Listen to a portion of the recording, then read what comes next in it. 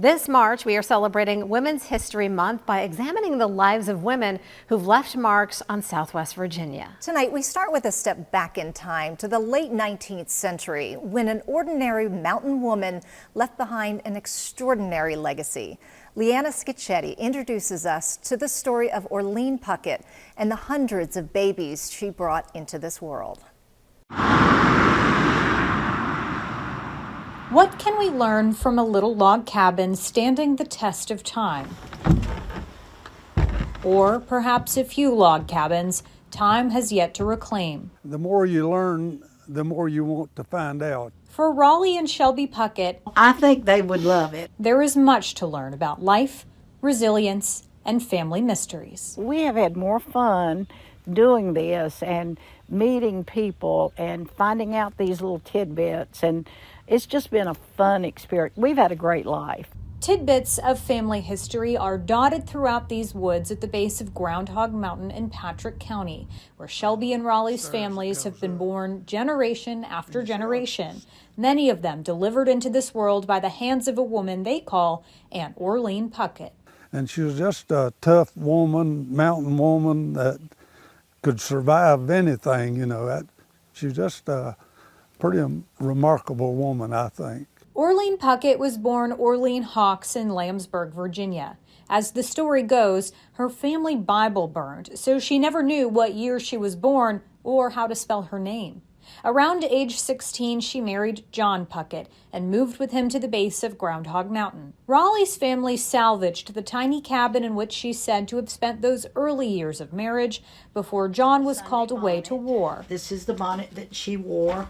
Raleigh and Shelby moved the cabin down the road to their property in Ararat, where it sits alongside another salvaged cabin built by his great-great-grandfather. And I've been out here and stayed all night, slept in the bed there, have a fire going, and just imagined what their life was like and what hardships they went through to raise children. Hardships were plentiful for Orlean and John in this rugged mountain life.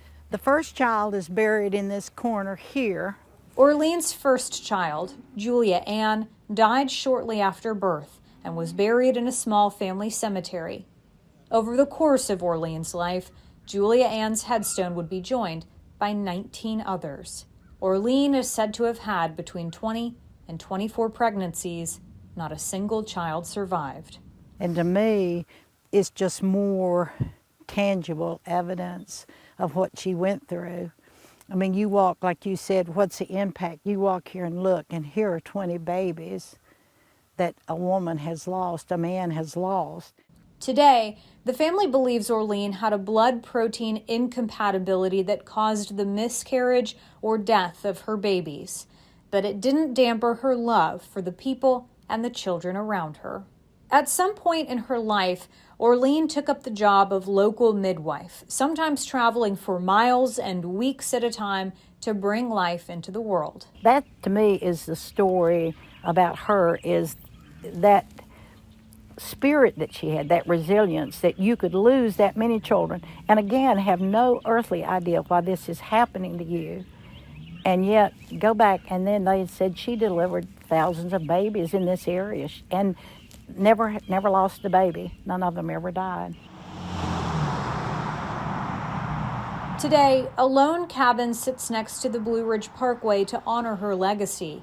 While the Pucketts say her real home was torn down to make way for the parkway, it was in this cabin, among family, she was to live her last years and deliver her last babies.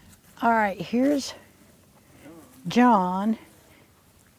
And here's Orlean. Just across the road, Orlean was laid to rest. Though lost to sight, to memory dear. Today, these little log cabins and these family mysteries are held together by a desire to keep time at bay and a promise to honor the legacy of a proud, strong mountain woman. Somewhere along the way, there's a saying or something, as long as one person remembers you, you're not gone. You know, you are still alive as long as one person can remember you. So we're hoping that we've got enough stuff here that people will be remembering these Pucketts for a long, long time. In Ararat, Leanna Scicchetti, WDBJ 7.